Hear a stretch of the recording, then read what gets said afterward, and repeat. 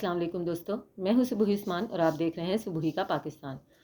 दोस्तों, ऐश्वर्या राय बच्चन और अभिषेक बच्चन में बाकायदा तौर पर अलहदगी हो चुकी है और इस बात की तस्दीक अब ऐश्वर्या राय की तरफ से की जा रही है। ऐश्वर्या राय की तरफ से ये तस्दीक किस तरह से की जा रही है कि ऐश्वर्या राय के एक बहुत ही करीबी साथी, ऐश्वर्या राय के एक बहुत ही करीबी दोस्त, जो ऐश्वर्या राय की इजाज़त के साथ इस ख़बर को बता रहे हैं, अपना नाम छुपाते हुए, अपना नाम जो है सीगा राज में रखते हुए, कि ऐश्वर्या राय बच्चन और अभिषेक बच्चन में बाकायदा तौर पर अलहदगी हो चुकी है। और ये अलहदगी कोई आज नहीं हुई। ज़ाहिर है कोई रिश्ता जब बनता है तो उसको बनने में भी काफ़ी टाइम लगता है। इसी तरह जब कोई रिश्ता टूटता है तो वो अचानक नहीं टूटता है, किसी एक वजह से नहीं टूटता है। बहुत सारी तलखियाँ, बहुत सारी कड़वाहटें, बहुत सारी वजूहात इकट्ठी होती हैं, तब जाके कोई रिश्ता बनता है, तभी जाके कोई रिश्ता टूटता है। ऐसा ही कुछ हुआ ऐश्वर्या राय और अभिषेक बच्चन के रिश्ते में भी, जब 2021 में ऐश्वर्या राय पर अभिषेक बच्चन ने उनकी बेटी के सामने हाथ उठाया।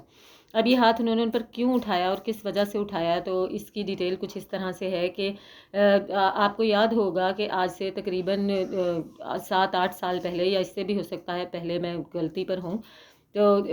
आज से 7-8 साल पहले जो है पनामा पेपर्स का मामला आया था, जिसमें काफ़ी सारे ऐसे लोगों के नाम थे जिन्होंने अपने असासाजात पर टैक्स अदा नहीं किया था। अब आपको पता है कि जिन असासाजात पर टैक्स अदा किया जाए तो वो एक तरह से हलाल हो जाते हैं, या कहें कि वो वाइट मनी हो जाती है, और जिन पर टैक्स अदा ना किया जाए तो वो हराम हो जाते हैं, यानी कि वो जो है सही नहीं रहता है, और वो लीगली तौर पर, बाकायदा तौर पर एक जुर्म है।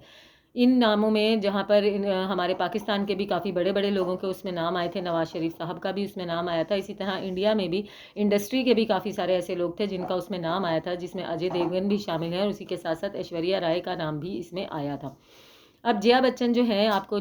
सब जानते हैं कि सियासत में काफ़ी इन रहती हैं, मोदी सरकार के ऊपर अक्सर ही बातचीत करती रहती हैं। मोदी सरकार के ऊपर बातचीत नहीं करती हैं, बल्कि अक्सर उनके अगेंस्ट ही बात करती हैं, जिसकी वजह से मोदी सरकार उनसे खुश नहीं रहती है।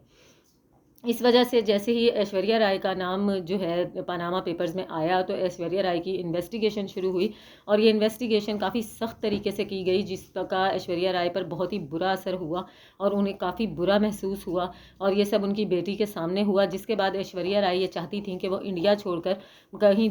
दूसरे मुल्क चली जाएँ, जिसमें कि अभिषेक बच्चन भी उनके साथ इस बात की हामी थे कि वो वाकई इंडिया छोड़कर कहीं और चली जाएँ। लेकिन जया बच्चन जो है वो इस बात के ख़िलाफ़ थी, क्योंकि वो ये कह रही थी कि अगर जो है आप मुल्क छोड़कर गईं तो हमारे बारे में, हमारे मुल्क में बातचीत होगी, गलत तरीके से बातचीत होगी, कि हम मोदी सरकार के अगेंस्ट बात करते हैं, हम चोर लुटेरों के अगेंस्ट बात करते हैं, लेकिन हमारे घर की ही बहू अगर करप्शन करके और मुल्क से फ़रार हो जाएगी तो ये हमारे लिए बहुत ही गलत हो जाएगा।